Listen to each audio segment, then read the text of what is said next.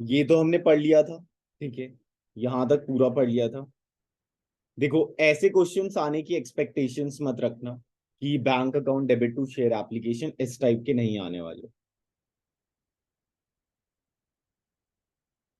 हाँ, ये याद रखना, अगर कॉल्स इन अरियर्स होता है तो 10%, कॉल्स इन अरियर्स होता है तो 10% आपको इंटरेस्ट जो है वो देना पड़ता है, ठीक है, और वो स्पेशल रेजोल्यूशन में पास रहता है, ठीक है। तो ये वाला पॉइंट जो है वो पढ़ना जरूरी है।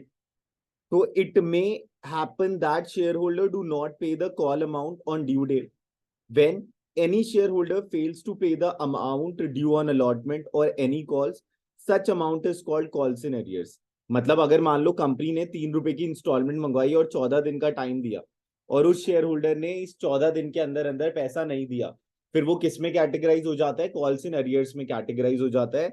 अरियर्स मतलब होता है आउटस्टैंडिंग, या फिर आप कह लो unpaid calls. Calls in arrears represent the debit balance of all the calls account, ठीक है। तो कॉल्स इन अरियर्स का कौन सा अकाउंट होता है? डेबिट अकाउंट होता है। डेबिट अकाउंट क्यों होता है? क्योंकि इन फ्यूचर पैसा मिलेगा।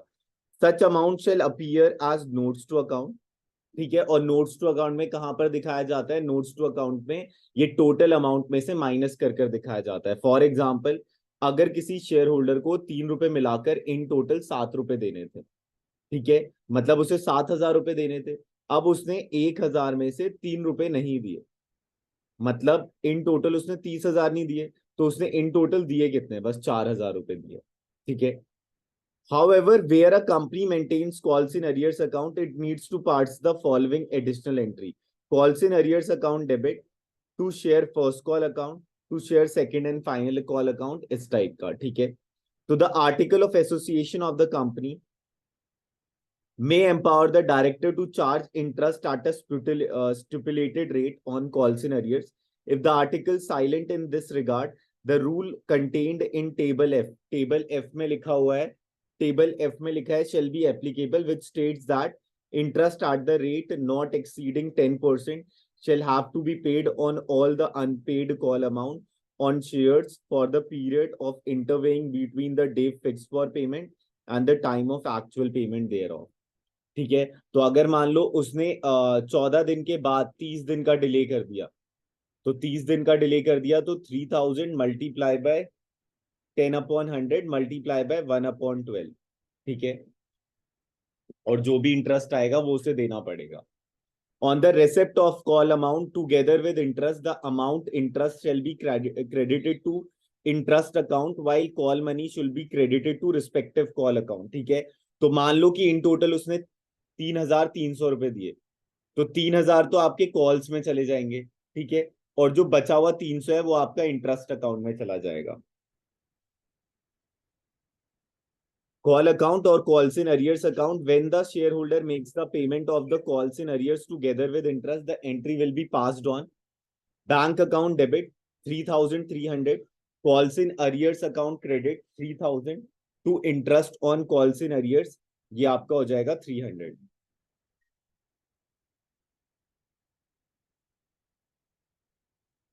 तो टेबल एफ डिफाइन करता है कितना परसेंट देना होता है, 10% देना होता है, ठीक है। और जब वो दे देता है इंटरेस्ट के साथ, तो इंटरेस्ट वाला पैसा इंटरेस्ट इन कॉल्स अकाउंट में जाता है, और जो आपका interest in calls in arrears account में जाता है, और जो आपका कॉल्स इन एरियर्स है वो कॉल्स वाले अमाउंट में चला जाता है, मतलब क्रेडिट हो जाता है, क्योंकि पहले हुआ होता है डेबिट, ठीक है। समटाइम क्या होता है, शेयर होल्डर जो है वो पहले ही पैसा दे देता है, तो sometime share holder pay a part of or the whole of amount of the calls not yet made. The amount so received from the shareholder is known as calls in advance. The amount received in advance is a liability of the company and should be credited to calls in advance account. The amount received will be adjusted towards the payment of calls, and when they become due, table F of the Companies Act provides that the payment of interest on calls in advance at a rate not exceeding 12% per annum, ठीक है। 12% से ज्यादा नहीं होना चाहिए। ये है calls in advance के लिए, ठीक है। कॉल्स इन एडवांस मतलब पहले दे दिया, पहले दे दिया मतलब लाइबिलिटी बिल्डअप हो गई। तो bank account debit to calls in advance account, और उसके बाद क्या होगा, जब वो कॉल आ जाएगी, मतलब अगर मान लो कि अभी तक कंपनी ने फर्स्ट कॉल मंगवाया है और उसने सेकंड कॉल का भी दे दिया, तो अब सेकंड कॉल पे वो चीज जो है वो डेबिट हो जाएगी और पर्टिकुलर कॉल क्रेडिट हो जाएगा. So the balance in calls in advance account is shown as a separate item under the equity and liability in the company's balance sheet under the head current liability as subhead other current liability. ठीक है, तो calls in advance जो होता है वो current liability होता है और उसका जो subhead होता है वो other current liability होता है. It is not added to the amount paid up capital. As calls in advance is a liability of the company, it is under obligation if provided by article to pay interest on such amount from the date of its receipt up to the date when the appropriate call due for payment. A stipulation is generally made in the articles regarding the rate at which interest is payable. However, articles are silent on account. Table F is applicable, which provide for interest on calls in advance at a rate not exceeding 12%.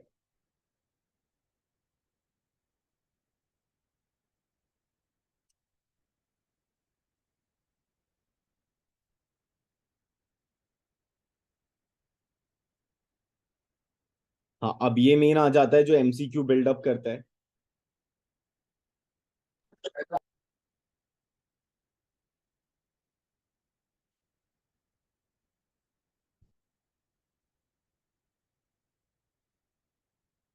Over subscription. There are instances when application for more shares of a company are received than the number offered to the public for subscription. This usually happen in respect of shares issue of well-managed and financially strong company and is said to be the case of oversubscription. ठीक है.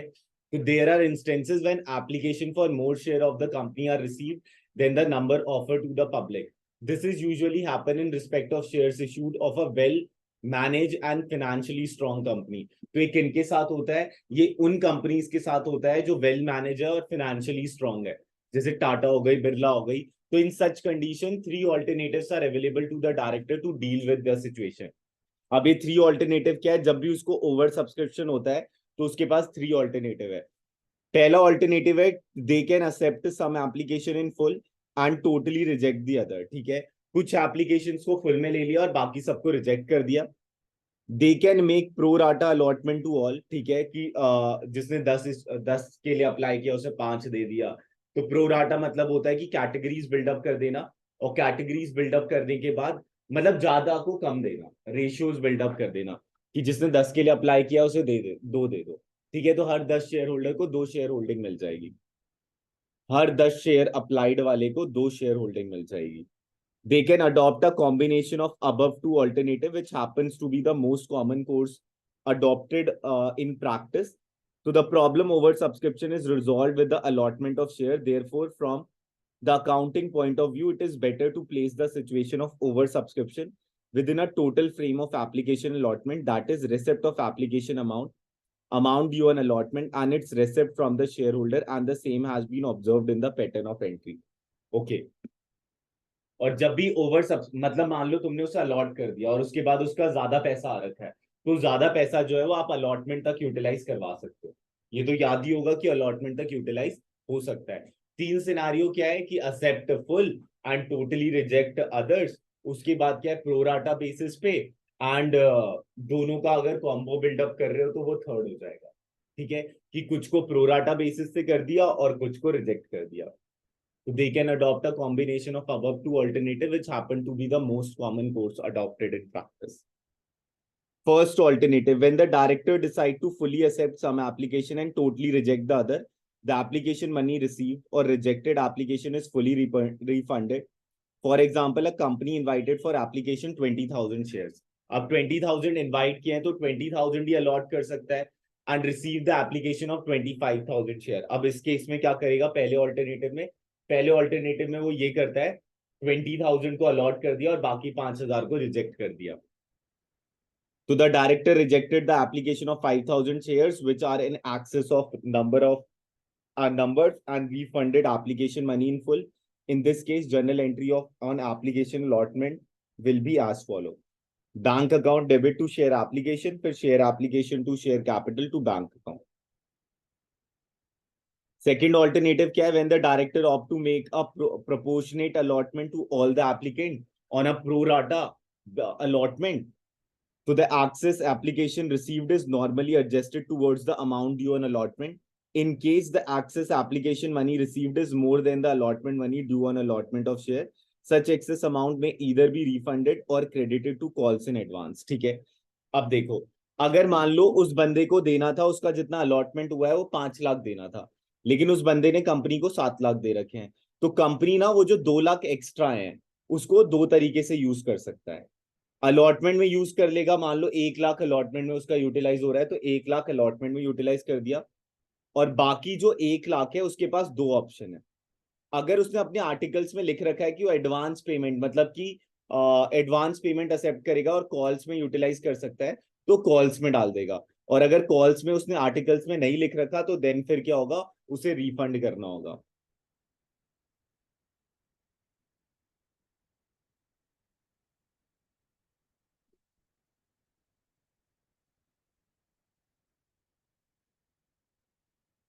तो when the directors of the company make a proportionate, देखो मैं distract हो रहा हूँ Prince, तुम ना उधर जाके कर लो।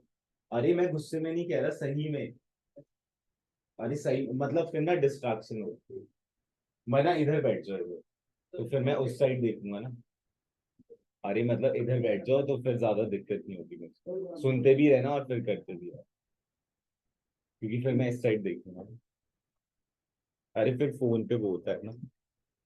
When the directors opt to make a proportionate allotment to all the applicant, called pro rata allotment, the excess application money received is normally adjusted towards the amount due on allotment. ठीक है, मतलब अगर किसी ने 5 के लिए apply किया था और उसने 5 के 100 रुपए दिए थे, मतलब उसने इन टोटल 500 रुपए दिए थे, लेकिन कंपनी ने उसे 2 अलॉट किया, तो कंपनी जो लाइबल था वो बस 200 रुपए लेने के था। ठीक है, तो जो 300 रुपए एक्स्ट्रा है वो अलॉटमेंट में ऑटोमेटिकली यूटिलाइज हो सकता है। ठीक है, समझ गए समझ गए। अब मान लो इन फ्यूचर अलॉटमेंट का जो प्राइस है वो 50 रुपए, तो इन टोटल वो कितना डाल सकता है, 100 रुपए डाल सकता है, लेकिन उसका जो एक्सेस अमाउंट पड़ा है वो तो 300 पड़ा है, तो इस 200 के साथ क्या करे। तो अगर कंपनी ने अपने आर्टिकल्स में लिख रखा है कि वो आगे कॉल्स में भी पैसा यूटिलाइज कर सकता है, तो फिर आगे 200 रुपए कॉल्स में यूटिलाइज कर देगा। लेकिन अगर नहीं लिखा तो सीधा का सीधा रिफंड ही करना पड़ेगा। In case the excess application money received is more than the amount due on allotment of shares, such excess money may be either be refunded or credited to calls in advance. For example, in the event of application for 20,000 shares being invited and those received 25,000 share, it is decided to allot the share in ratio of 4:5 to all the applicant. It is a case of pro rata allotment and access application money received 5,000 share would be adjusted towards the amount due on allotment 20,000 share. In this case, the journal entry will be this. बस एक allotment add on हो जाएगा। अब आता है third case, when the application money for some shares are rejected outrightly and pro rata to other is made to the remaining applicant, to the money or rejected application refunded and the excess money received from applicants to whom pro rata allotment has been made is adjusted towards the amount due on allotment. So a company invited 10,000 shares and received applicant of 15,000 shares. The director decided to reject the application of 2,500. मतलब 12,500 को 10,000 मिला है और बाकी जो 2,500 ने apply किया उसे कुछ नहीं मिला, तो ये पैसा बैंक में चला जाएगा और इसमें जो 2,500 का एक्सेस अमाउंट मिला है वो अलॉटमेंट में चला जाएगा।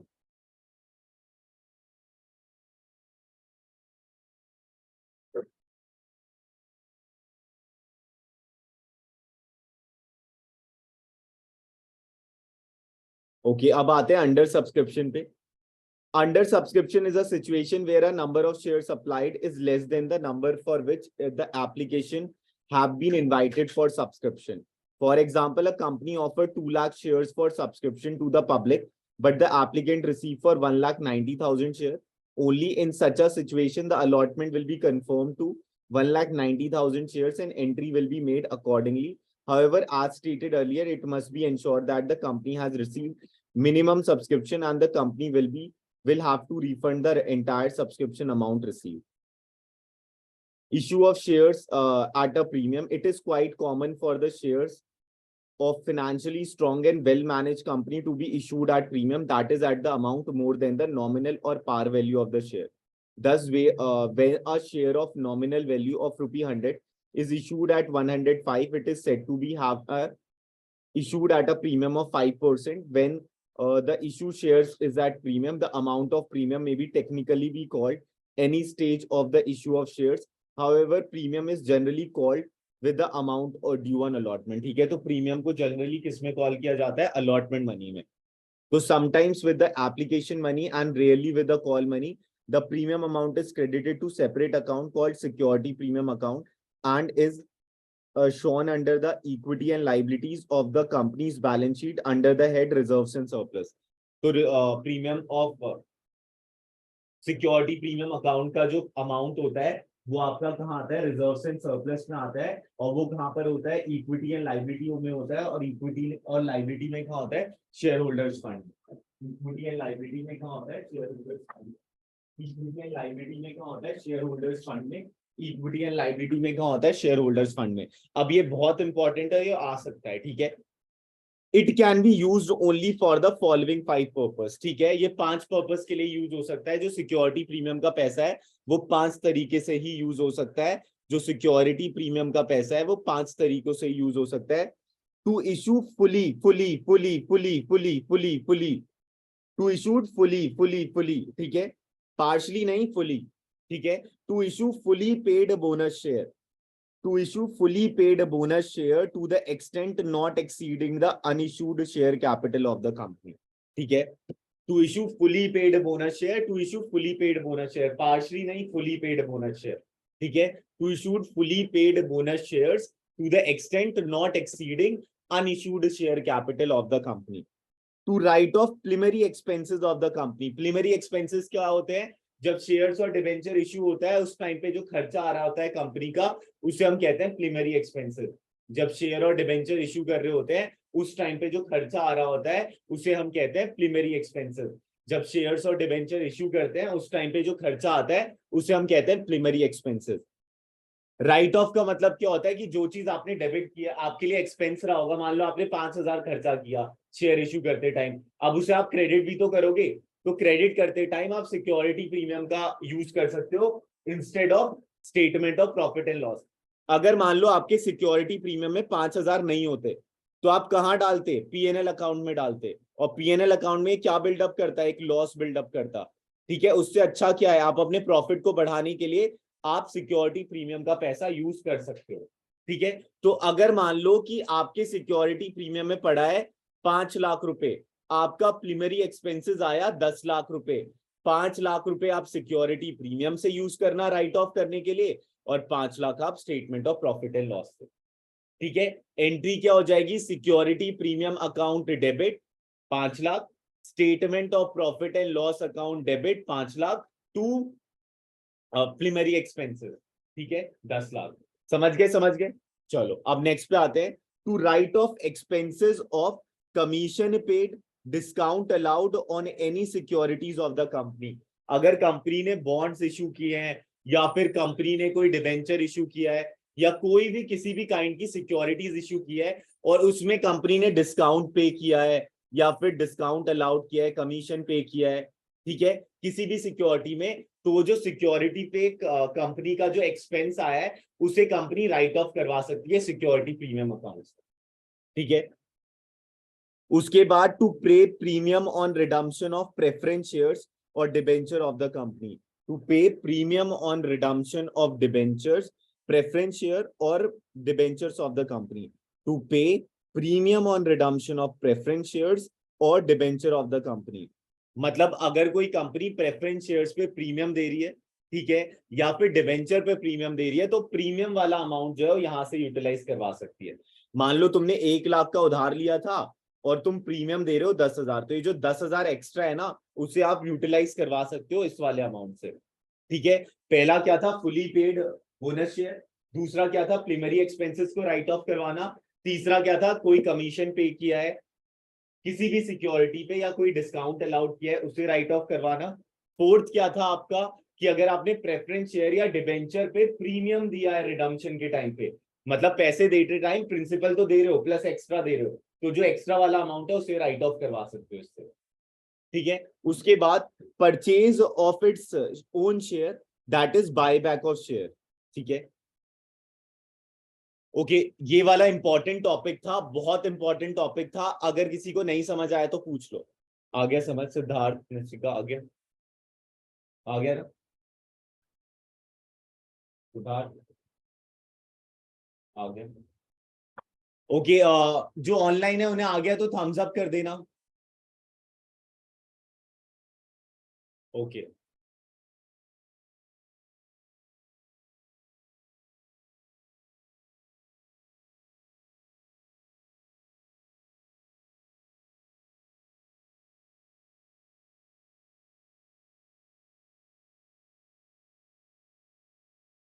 there are instances when the shares of the companies are issued at a discount, that is an amount that is at an amount less than the nominal or par value of share. The difference between the nominal value and issue price representing discount on the shares. For example, when a share of the nominal value of 100 issued at 98, it is said to have been issued at discount for 2%. As a general rule, company cannot ordinarily issue shares at a discount. It can do so only in case of reissue of forfeited share. ठीक है, तो reissue के time पे ही company discount पे shares issue कर सकती है, reissue के टाइम पे ही डिस्काउंट पे ही शेयर इशू कर सकती है। ठीक है, issue of shares for consideration other than cash, जब कंपनी जो है, कंपनी लाइबल है पैसे देने के, लेकिन कंपनी कैश नहीं दे रही, उसकी जगह वो कंपनी क्या दे रही है, शेयर्स दे रही है, तो उसे कहते हैं issue of shares for consideration other than cash. ठीक है, कभी कभी तुमसे क्वेश्चन ये पूछ लेगा कि भाई ये बताओ नंबर ऑफ शेयर्स कितने आएंगे। ठीक है, तो नंबर ऑफ शेयर्स के लिए तुम्हें क्या निकालना है, यहां पर तुम्हें लिखना है जो अमाउंट ड्यू है, परचेज कंसिडरेशन, और यहां पर कितने का एक शेयर है। ठीक है, for example when the shares are issued at par, और 100 रुपए का शेयर है। ठीक है, तो for example Rahul limited issued a building, purchase a building from Honda Limited for 5,40,000 and the payment is to be made by issue of shares 100 each। ठीक है, तो 5,40,000 डिवाइडेड बाय 100, तो 5,400 आ जाएगा पार के सिनारियो में। प्रीमियम के सिनारियो में मान लो कि 120 का है, 20% प्रीमियम है, तो 5,40,000 डिवाइडेड बाय 120, तो 4,500 आ जाएगा। डिट्टो ऐसा ही क्वेश्चन आ सकता है और तुमसे ये पूछा जा सकता है कि नंबर ऑफ शेयर्स बताओ। डिट्टो ऐसा ही क्वेश्चन आ सकता है और तुमसे ये पूछा जा सकता है कि नंबर ऑफ शेयर्स बताओ। ठीक है, तुम्हें क्या करना है, जितने का वो था अपॉन जितने का पर शेयर है। ठीक है, जितने का वो था जितने का पर शेयर है, तो प्रीमियम पे 100 प्लस 20 हो जाएगा, एट अ प्रीमियम मतलब 20 उसमें अटैच करना पड़ेगा।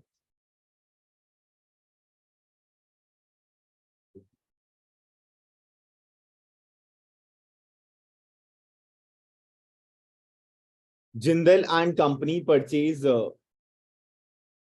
Jindal and company purchase a machine from high life machine limited, 3,80,000 का है। ठीक है, as per the purchase agreement 20,000 were to be paid in cash, 20,000 cash में पे कर दिया।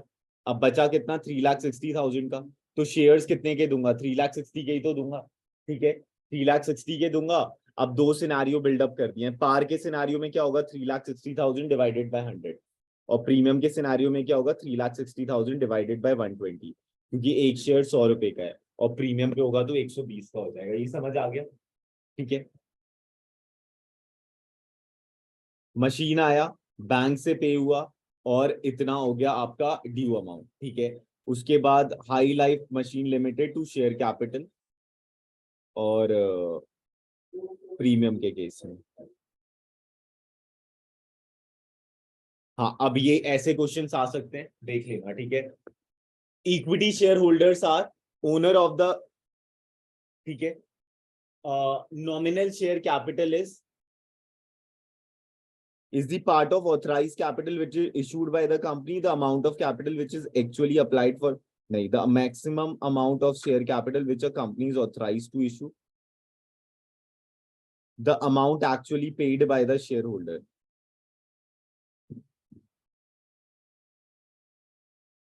ये होगा the maximum amount of share capital which a company is authorized to issue। क्योंकि नॉमिनल कैपिटल को ऑथराइज कैपिटल भी कहते हैं और रजिस्टर्ड कैपिटल भी कहते हैं। ठीक है, ये एनसीईआरटी का क्वेश्चन है। ठीक है, तो डिट्टो यही आ सकता है। ठीक है, याद रखना प्लीज। ठीक है, interest on calls in arrears कितना होता है? तो interest in calls in arrears 10% होता है। Money received in advance from the share holder before it is actually called up by the director is debited to calls in advance account, credited to calls in advance account, debited to calls credited, क्योंकि liability होता है और liability जब बढ़ता है तो credit होता है। ठीक है, shares can be forfeited for non-payment of call money, for failure to attend meeting, for failure to repay the loan to the bank, for the shares, तो first होगा non-payment वाला। The profit on reissue of forfeited share is transferred to capital reserve. Balance of shared forfeited account is shown in the balance sheet under the item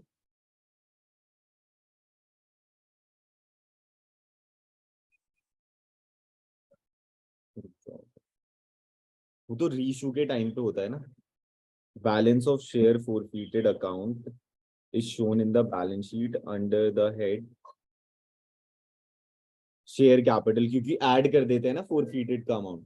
ठीक है, reissue होता है तब होता है ना, कॉल्स इन अरियर्स माइनस होता है और forfeited वाला ऐड होता है और उसके बाद जो अमाउंट आता है वो शेयर कैपिटल में ऐड हो जाता है। और जब रीइश्यू होता है और रीइश्यू के बाद जो हमारा फायदा होता है वो हमारा जो आता है वो तुम्हारा उसमें आ जाता है रिजर्व एंड सरप्लस में, कैपिटल रिजर्व में।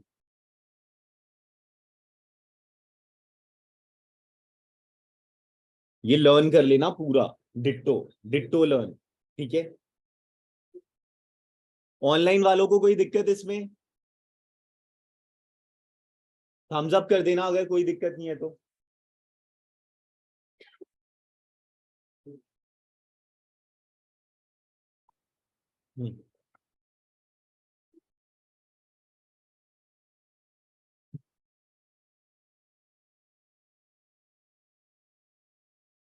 बोल देना निश्चित।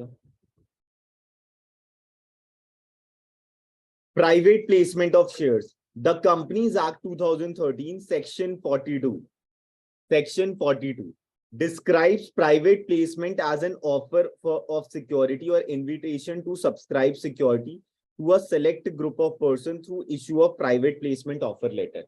तो प्राइवेट प्लेसमेंट में क्या होता है, मैं खुद जा रहा होता हूँ इंडिविजुअल के पास और उन्हें मैं क्या दे रहा होता हूँ, उन्हें मैं अपने शेयर्स को सब्सक्राइब करने को कहता हूँ। तो मैं जनरल पब्लिक को नहीं दे रहा, मैं प्राइवेटली अपने शेयर्स को प्लेस कर रहा हूं, तो उसे हम कहते हैं प्राइवेट प्लेसमेंट ऑफ शेयर्स। तो द कंपनीज एक्ट 2013 सेक्शन 42, देखो सिक्योरिटी प्रीमियम में वहां पर सेक्शन ही लिखा था, उसका सेक्शन 52 होता है, सब सेक्शन 2 होता है। ठीक है, प्राइवेट प्लेसमेंट में सेक्शन लिखा हुआ है। Section 42 describe private placement as an offer to security और invitation to subscribe security to a select group of person through issue of private placement offer letter. अब आते हैं employ stock option plan, ESOP। A company में offer option to its employ and employ director to subscribe shares of the company at a lower than its market value or fair value at a future date. तो किन किन को offer करता है ये? Employ और directors. ठीक है, एम्प्लॉयज एंड एम्प्लॉय डायरेक्टर। ठीक है, अ कंपनी में offer option to its employees and employ director. अब यहां ध्यान से सुनना, एम्प्लॉय डायरेक्टर दो टाइप के डायरेक्टर होते हैं, एक एग्जीक्यूटिव होता है और एक नॉन एग्जीक्यूटिव होता है। नॉन एग्जीक्यूटिव डेली फंक्शंस पे इंडल्ज नहीं होता और एग्जीक्यूटिव जो होता है वो डेली फंक्शन पे इंडल्ज होता है। ठीक है, तो यहां पर वो किसे कर रहा है? Employ director. ठीक है, it is known as employ stock option. ठीक है, इसे एम्प्लॉय स्टॉक ऑप्शन कहते हैं।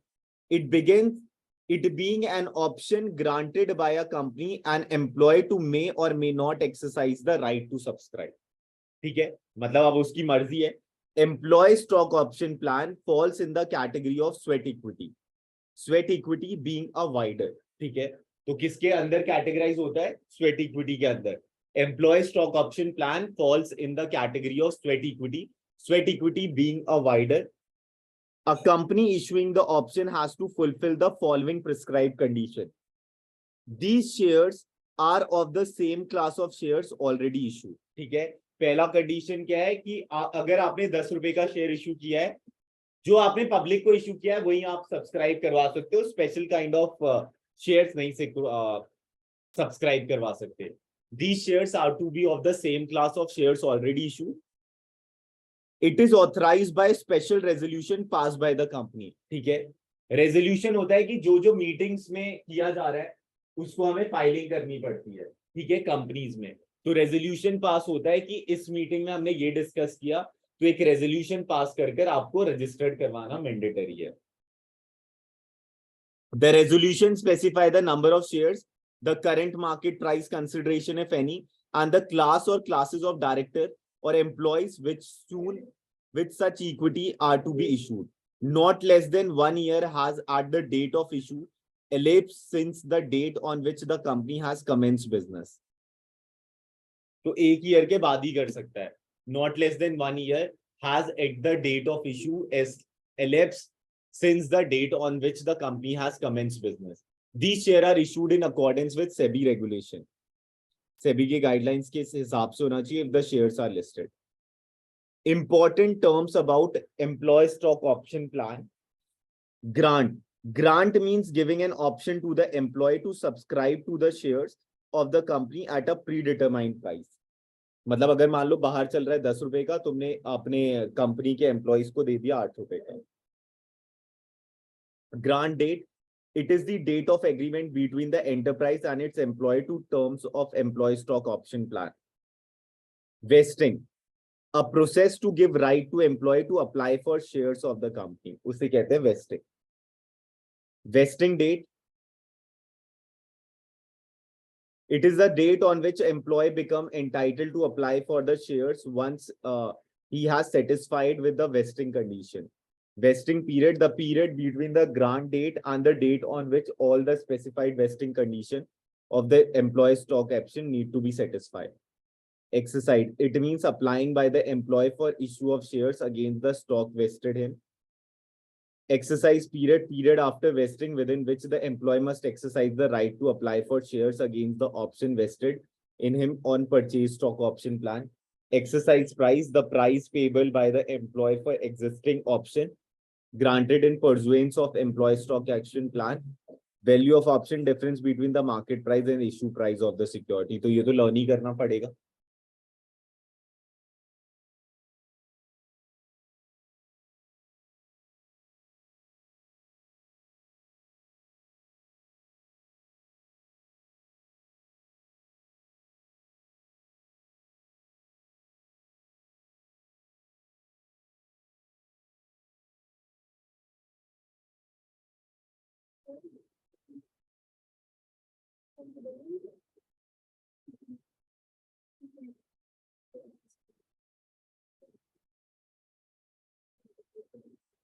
आगे तुम्हारा इंटीमेशन भी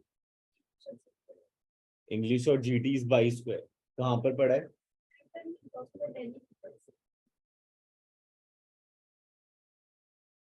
तुमने देख लिया कहाँ है?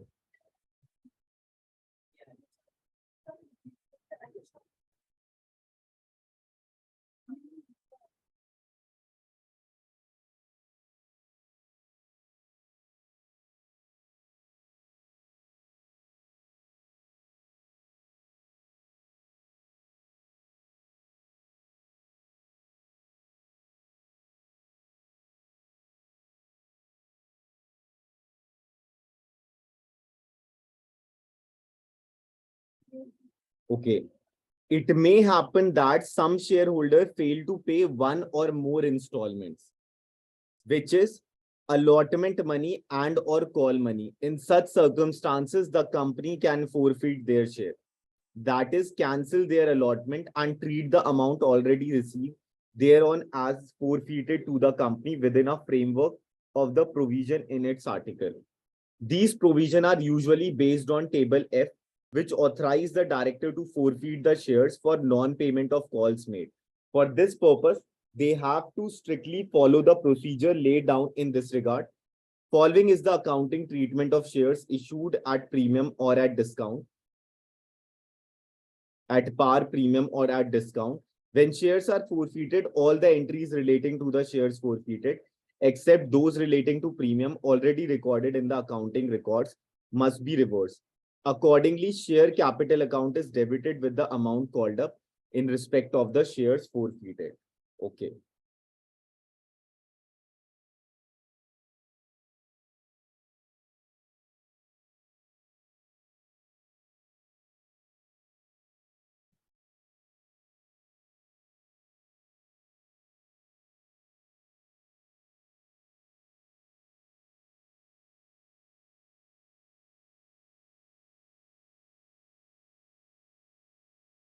सिद्धार्थ लिख लेना अगर लिखना चाहते हो तो।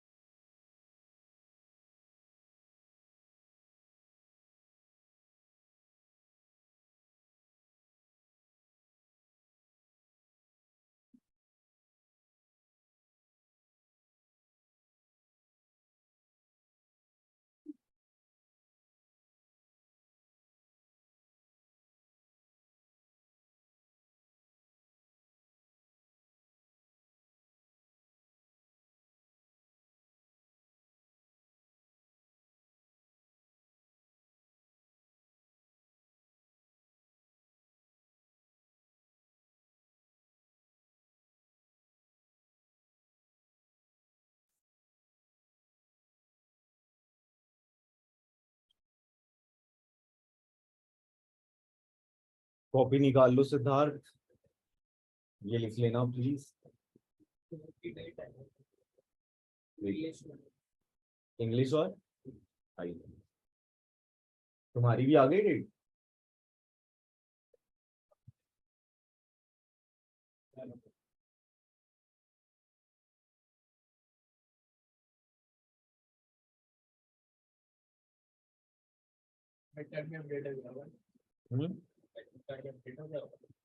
हाँ,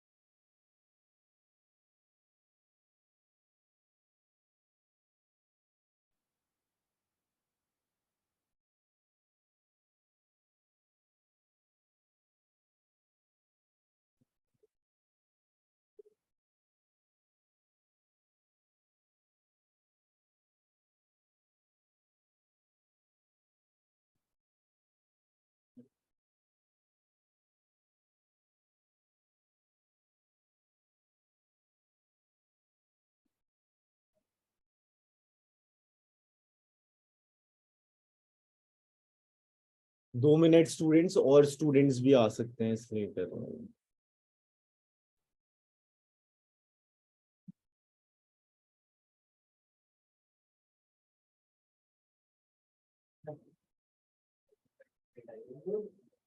इंटीमेशन डेट आए, मतलब डेट नहीं, वो तुझे वो मिल जाएगा कि कहाँ होगा।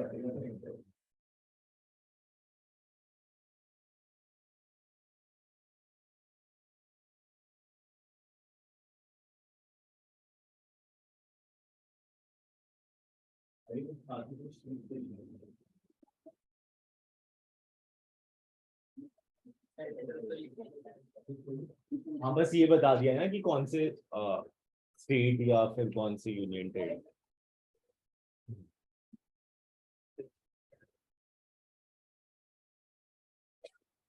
ओके, पार वाला सिनारियो, एट पार, जब 4 फीट होता है।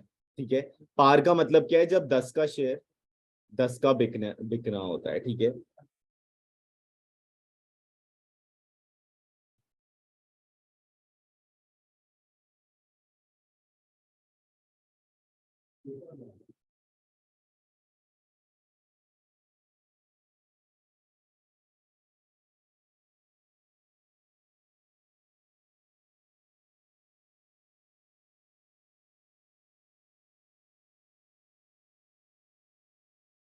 ये वो अमाउंट है जितना कंपनी कॉल कर चुकी है। ठीक है, अगर मान लो 10 रुपए का शेयर था, 2, 3 एंड 3। ठीक है, उसने ये नहीं दिया और कंपनी ने यहाँ पर 4 फीट कर लिया, तो 2, 3 एंड 3 मतलब 8 रुपए। तो कंपनी ने कितने कॉल किए, 8 रुपए कॉल किए, तो 1 into 8 आ जाए। ठीक है, जितना कंपनी ने 4 फीटेड तक कॉल कर लिया है वो वाला अमाउंट आता है शेयर कैपिटल में। जब जितना कंपनी ने 4 फीटेड तक कॉल कर लिया है वो अमाउंट आता है शेयर कैपिटल में। ठीक है,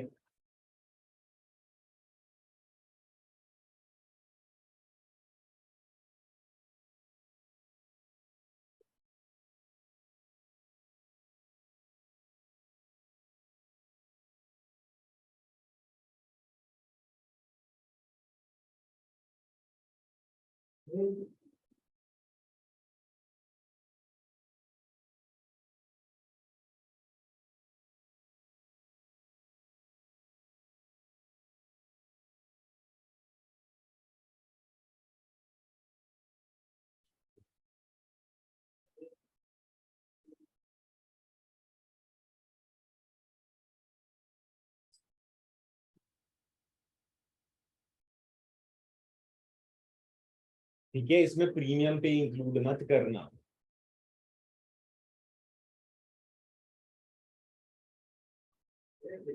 40 मार्क्स का फुल फ्लेज क्वेश्चन बिल्डअप होता है। एक केस स्टडी दे देंगे और उसमें बड़ा सा नंबर ऑफ शेयर्स बताओ, फिर ये बताओ सिक्योरिटी प्रीमियम का अमाउंट कितना आया होगा, 4 पीरियड के टाइम कितना हुआ होगा, इस टाइप का।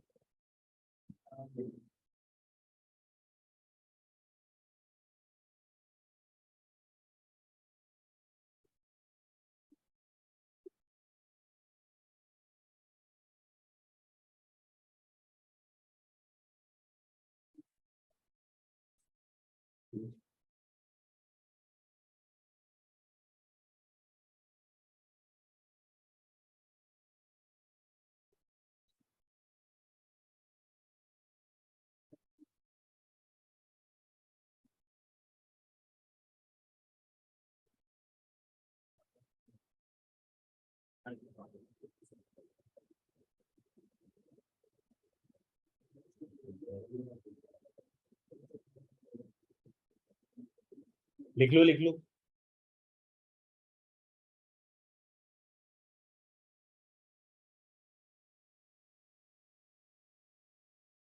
ध्रुव समृद्धि सूर्यंक, आ गया समझ, थम्स अप कर देना।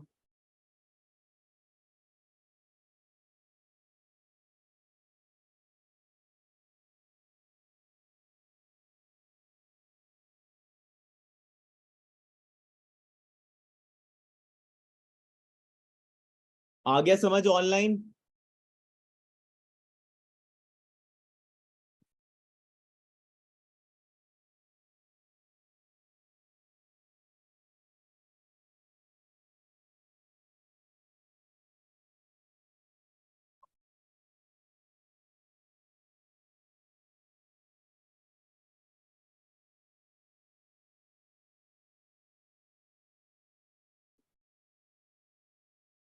अकाउंट को कैसे मतलब,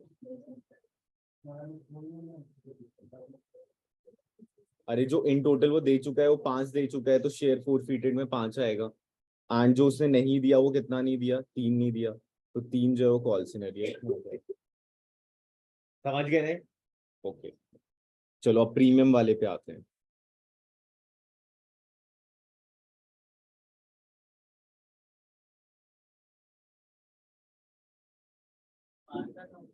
हाँ,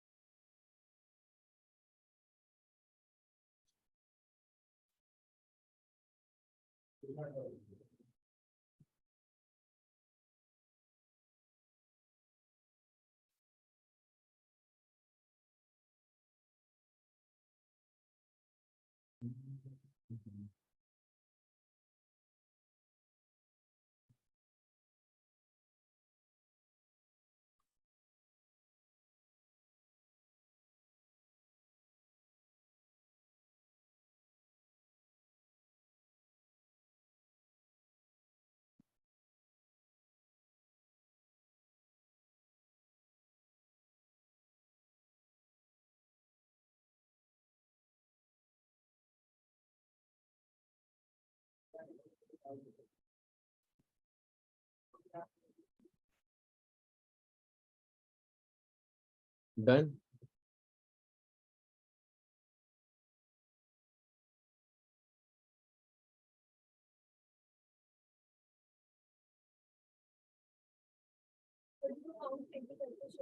हाँ तब तो है।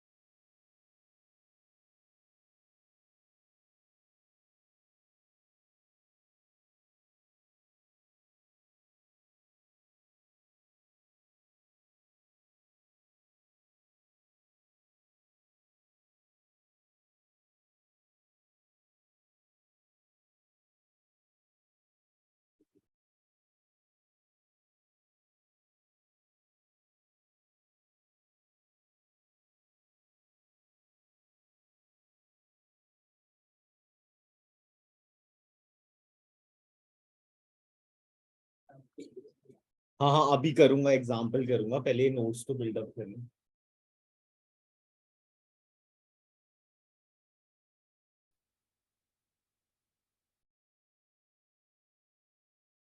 लिख लिया ना?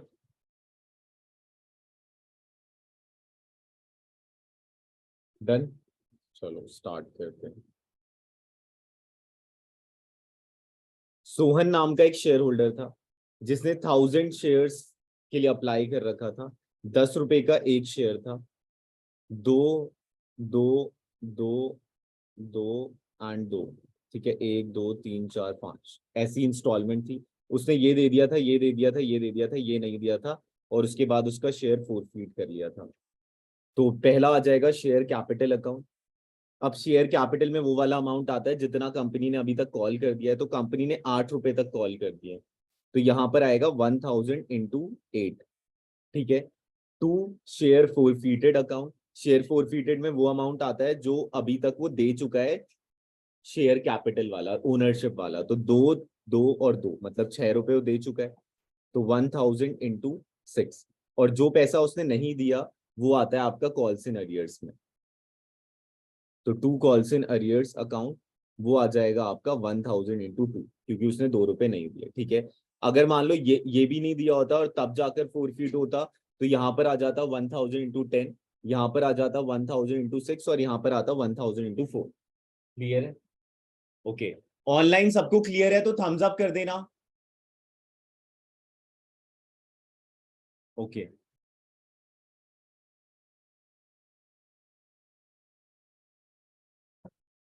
चलो अब नेक्स्ट पे आते हैं। 1000 था, सोहन नाम का ही शेयर होल्डर था। ठीक है। वो स्पेलिंग गलत हो गई। ठीक है। 10 रुपए प्लस 2 रुपए, 2 रुपए प्रीमियम। ठीक है। 2, 5, 2 और बैलेंस। ठीक है। उसने ये दे दिया, ये दे दिया, और ये नहीं दिया। ठीक है। अब ध्यान से सुनना। जब भी कुछ नहीं बोला होता तो प्रीमियम का पैसा यहीं पर आ रहा होता है। तो ये होगा आपका 2, और ये होगा आपका ओनरशिप का 3। ठीक है। और ये होगा आपका प्रीमियम का। ठीक है। उसने ये नहीं दिया और यहाँ पर उसका शेयर फोरफीट हो गया। ये लेवल 1 है जिसमें सिक्योरिटी प्रीमियम का पैसा वो दे चुका है। तो शेयर कैपिटल अकाउंट डेबिट। यहाँ पर जो कॉल वाली मनी है, जो शेयर कैपिटल की मनी है, वो 2 रुपए, 3 रुपए और 2 रुपए, मतलब इन टोटल कितना हो रहा है? इन टोटल आपका हो रहा है 7 रुपए। तो 1000 × 7। अब देखो, सिक्योरिटी प्रीमियम नहीं आएगा। सिक्योरिटी प्रीमियम इसलिए नहीं आएगा क्योंकि वो पे आउट कर चुका है। ठीक है। अगर मान लो उसने पे आउट नहीं किया होता तब आता सिक्योरिटी। ठीक है। पे आउट कर चुका है वो। To, share फोरफीटेड। फोरफीटेड में कौन सा अमाउंट आता है? जो वो दे चुका है ओनरशिप वाला। तो 2 रुपए और 3 रुपए, मतलब इन टोटल वो 5 रुपए दे चुका है ओनरशिप वाले। टू कॉल्स इन अरियर्स, और कॉल्स इन अरियर्स में कितना आएगा? जितना उसने नहीं दिया। तो 1000 × 2। ठीक है। अब थोड़ा लेवल बढ़ाते हैं इसका। 10 था और 5 था। ठीक है। 1000 शेयर होल्डर ही थे, सेम नाम था सोहन। ठीक है। पर इंस्टॉलमेंट 5 है और 3 3 रुपए की है। ठीक है। रुक जाओ, थोड़ा साफ कर देता हूँ इससे। 10 और 5,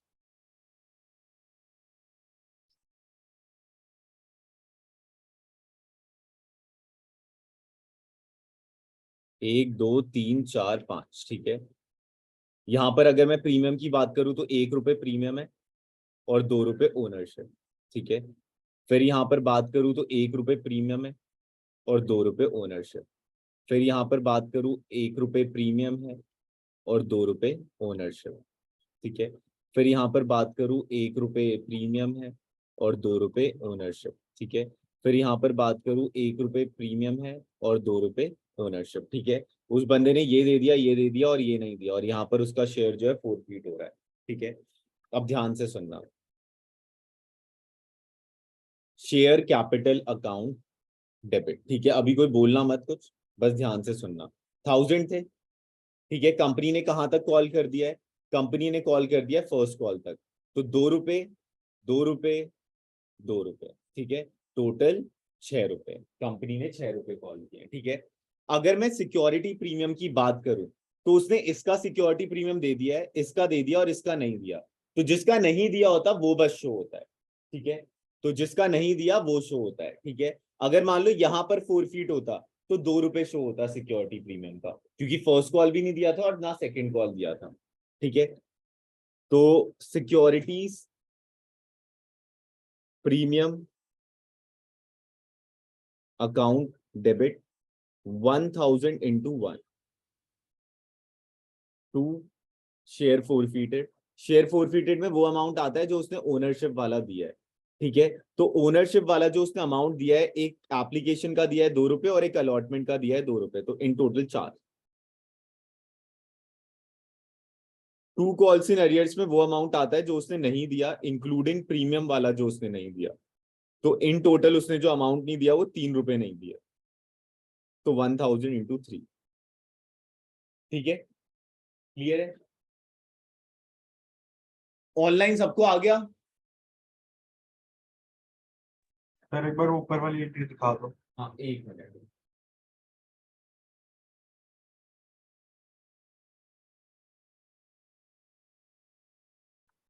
ये लो।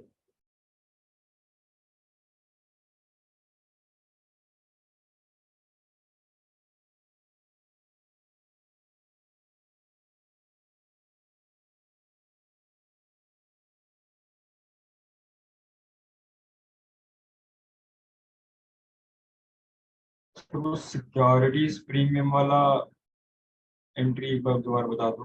देखो, 1000 × 1 जो की। जो पैसा ना उसने नहीं दिया होता प्रीमियम का, बस वो शो होता है। तो अगर मैं यहां की बात करूं तो उसका जो शेयर फोरफीट हुआ है वो फर्स्ट कॉल पे हुआ है। फर्स्ट कॉल पे हुआ है तो फर्स्ट कॉल का उसने प्रीमियम का पैसा नहीं दिया, इसलिए वो शो हुआ। और जो पैसा वो प्रीमियम ओके। का दे चुका होता है उसे शो करने की जरूरत नहीं होती, समझ गए? यस।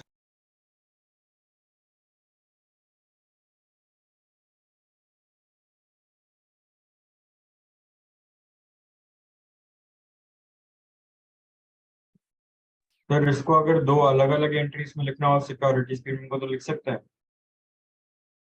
अलग एंट्री में कैसे कि security premium account debit to calls in arrears? हाँ मतलब से सिक्योरिटीज प्रीमियम अलग मतलब कंबाइन करने के बजाय। हाँ हाँ, कर सकते हो, लेकिन वहां तो तुम्हें लिखना नहीं है, वहां तो वो खुद ही देंगे। तो वो मोस्टली कंबाइंड ही देंगे। Okay.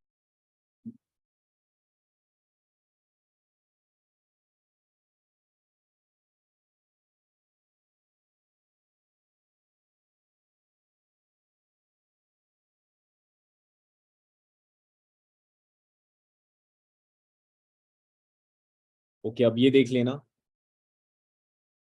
If shares were initially issued at a premium and premium amount has been fully realized, but some of the shares are forfeited due to non-payment of call money, so the accounting treatment for forfeiture shares shall be on the same pattern as in the case of share issued at par.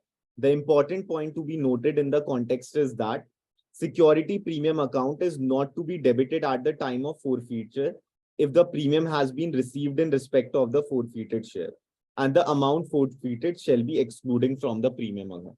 ठीक है?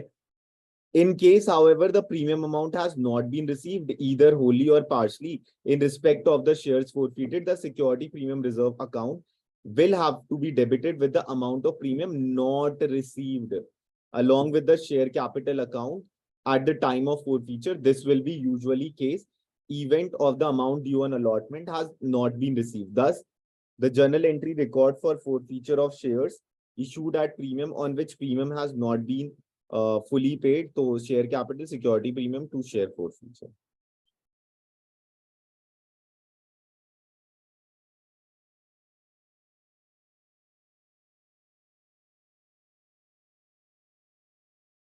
ये देखो, share forfeiture amount जो है वो add हो जाता है।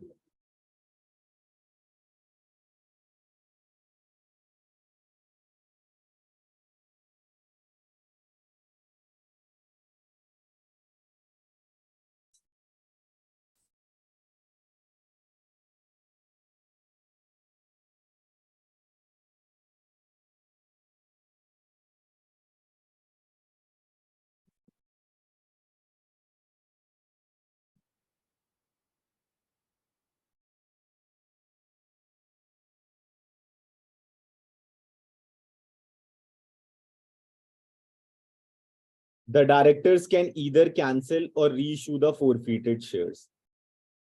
In most cases, they reissue the such shares which may be at par, at premium, or at discount.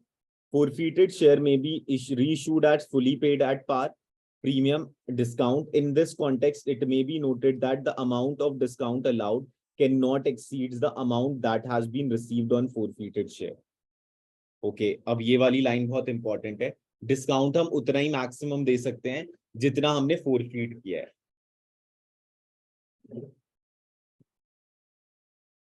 जैसे अगर मैं इस केस की बात करूं तो दो दो मतलब इन टोटल तुमने क्या, इन टोटल जो फोरफीटेड है वो 4 है. ठीक है, तो तुम मैक्सिमम 4 रुपए तक का डिस्काउंट दे सकते हो. ठीक है, उसके बियॉन्ड नहीं दे सकते. तो मैक्सिमम डिस्काउंट हम उतना ही दे सकते हैं जितना हमने फोरफीट किया है at the time of initial issue, and at that discount allowed on reissue of forfeited share should be debited to forfeited account. The balance, if any, left if the share forfeited account relating to reissue share should be treated as capital profit and transferred to capital reserve account. ठीक है, इसे हम कौन सा profit कहते हैं? Capital profit कहते हैं. इन्हें हम कौन सा प्रॉफिट कहते हैं? कैपिटल प्रॉफिट कहते हैं. For example, when a company forfeited 200 shares of ₹10 each, on which 600 has been received, it can allow a maximum discount of 600 on their reissue, assuming that the company reissued this at 1800 as fully paid up. तो entry क्या हो जाएगी? Reissue के time पे bank account debit, share forfeited account debit to share capital account. Another important point to be noted in the context is that capital profit arises only in respect of forfeited share reissue and not in all forfeited share. जो reissue के time पे ही capital profit होगा. ठीक है, उससे पहले नहीं हो सकता. Hence, when a part of the forfeited shares are issued, the whole balance of the share forfeited account cannot be transferred on the capital reserve.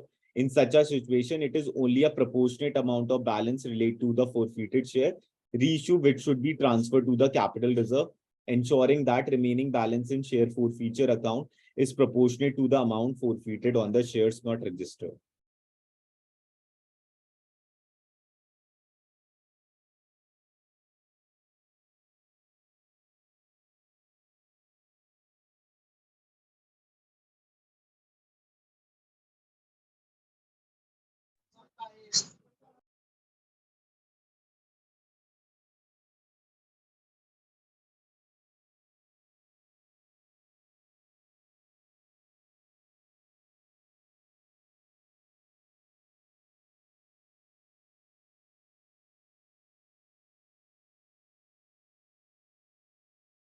इसके बाद प्रैक्टिकल एस्पेक्ट दिखा दे रहा हूं. ठीक है, पहले ये देख लो.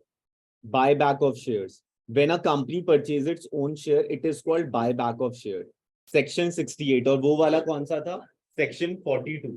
ठीक है, Section 42 कौन सा था?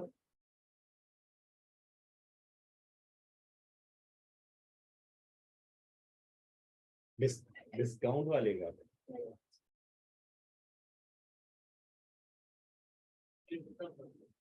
52 तो प्रीमियम का था.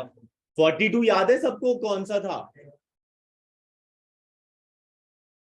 मार्क तो किया था मैंने. Section 42.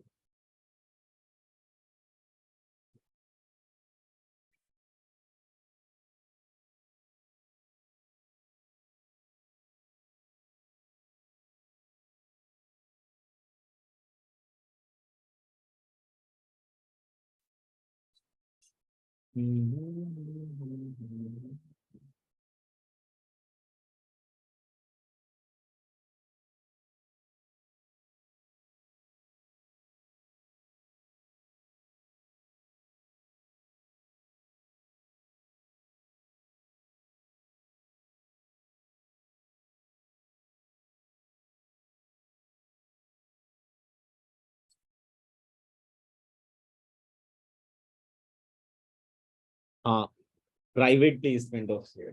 Section 42 private placement of shares. ठीक है,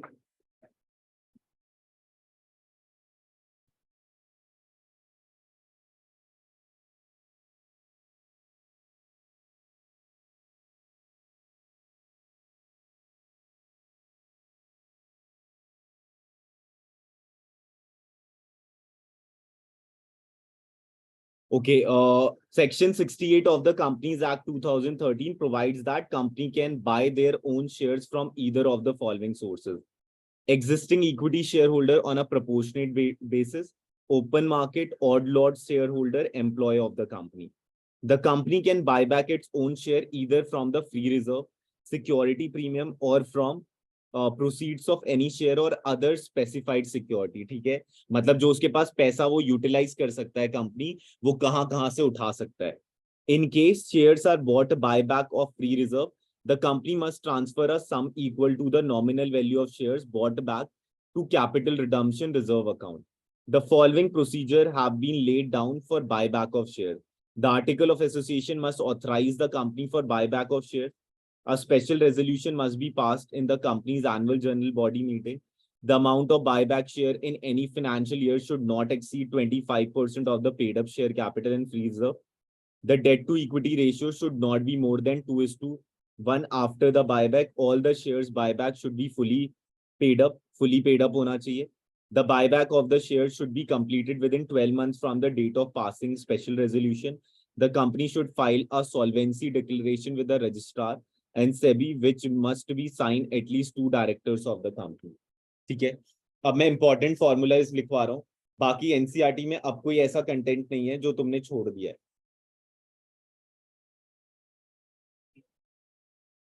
हाँ, जो नेट पे है ना.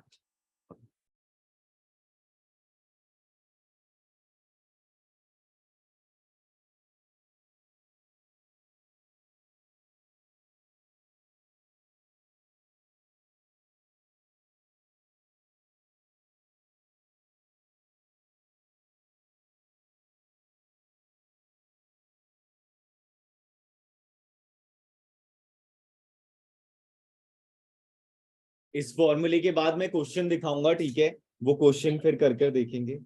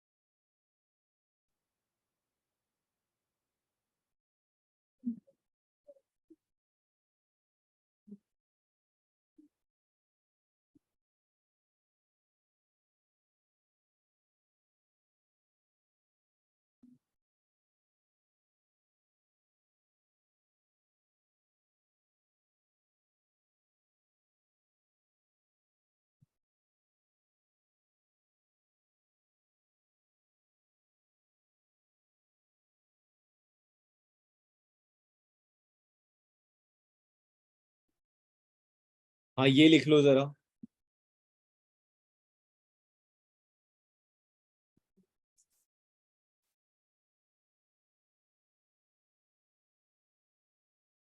Calculate the number of shares applied, shares allotted to a defaulting shareholder.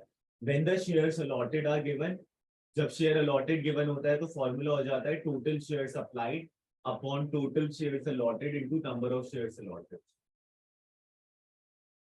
लिख लेना अच्छे से. और जब अप्लाइड गिवन होता है तब क्या हो जाता है आपका formula total shares allotted upon total shares applied multiply by number of shares applied. मतलब जो चीज आपको गिवन है ना वो नीचे आ जा रही है.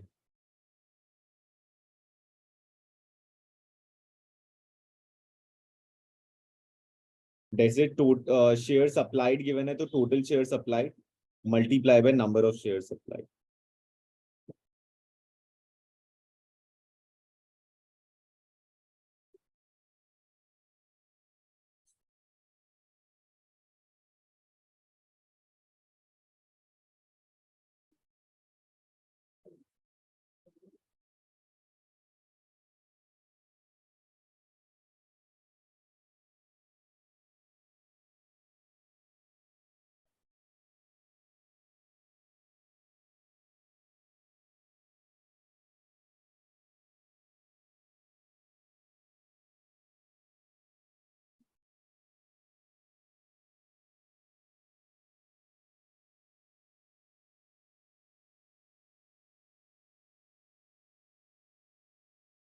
इन दैट कैटेगरी याद रखना, ठीक है। मतलब ए बी सी का प्रोडाटा है तो बी वाली कैटेगरी को लोगे अगर बी वाले का निकालना है, ठीक है। वो किससे बिलोंग करता है वो भी मैटर करता है।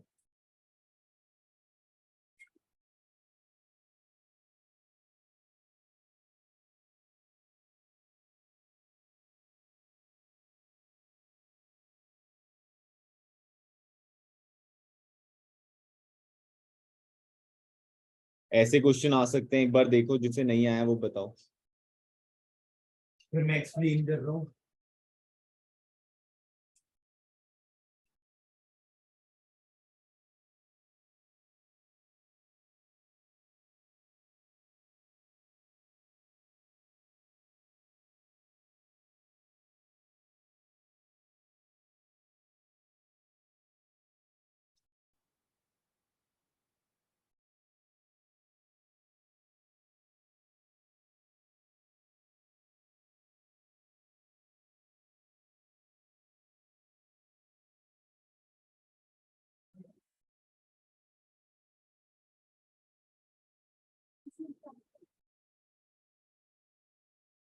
नहीं नहीं, और इशूड कैपिटल सब्सक्राइब यहाँ पर,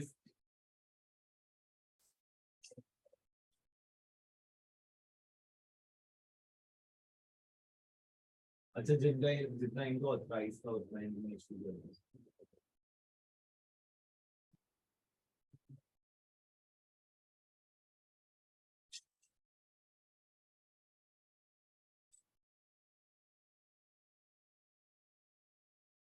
चलो देखते हैं इस क्वेश्चन को।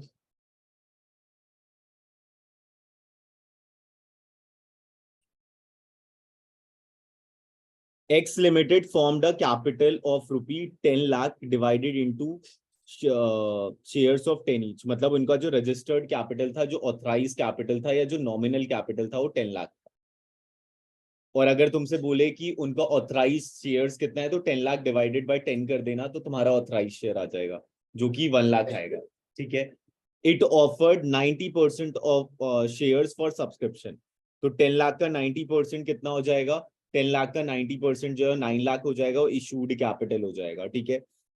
अब उनका एलोकेशन क्या दिया उन्होंने, मतलब कैसे मंगवा रहे हैं वो, 4 रुपए जो है वो एप्लीकेशन में मंगवा रहे हैं क्योंकि 10 रुपए का 40% 4 रुपया हुआ, ठीक है। फिर 10 रुपए का 25% 2.5 हुआ, और उसके बाद and balance on final call. तो बैलेंस कितना हो गया फिर 6.5, तो बचा कितना 3.5।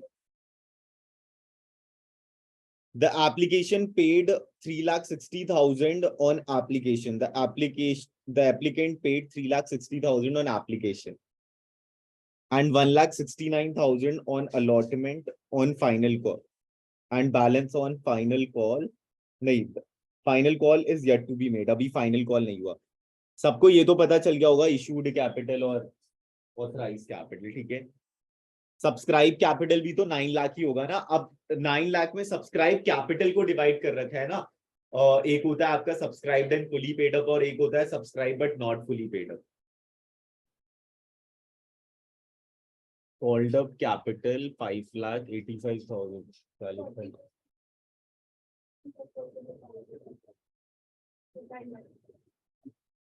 अच्छा ठीक है ठीक है ठीक है।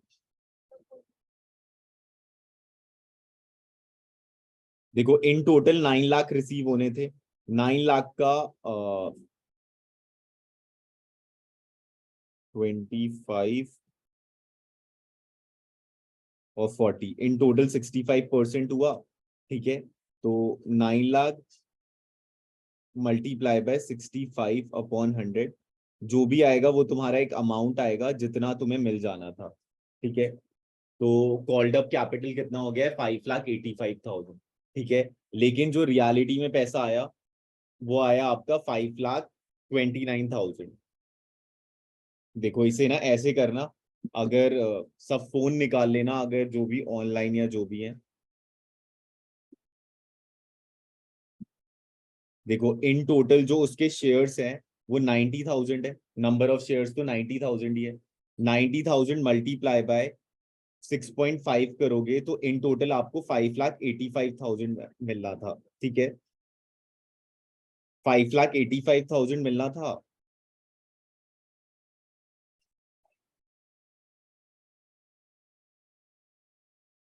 द एप्लीकेशन पेड, और लेकिन अगर तुम देखो तो 3,60,000 प्लस 1,69,000, जो इन टोटल हो रहा है वो 5,29,000 हो रहा है। तो इन दोनों का जो गैप बिल्डअप हो रहा है 5,85,000 और 5,29,000 का, वो हो रहा है आपका 56,000। तो 56,000 कॉल्स इन अरियर्स हो जाएगा, और पेड अप कैपिटल जो होगा वो 5,29,000 होगा। जिसे नहीं आया वो प्लीज पूछ लो।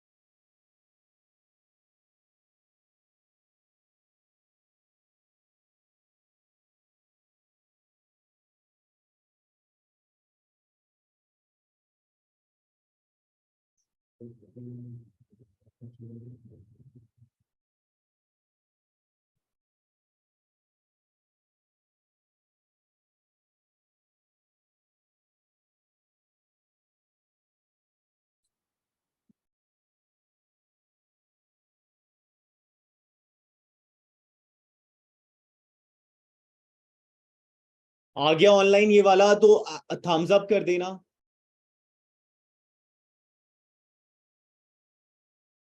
थम्स अप कर देना अगर आ गया तो।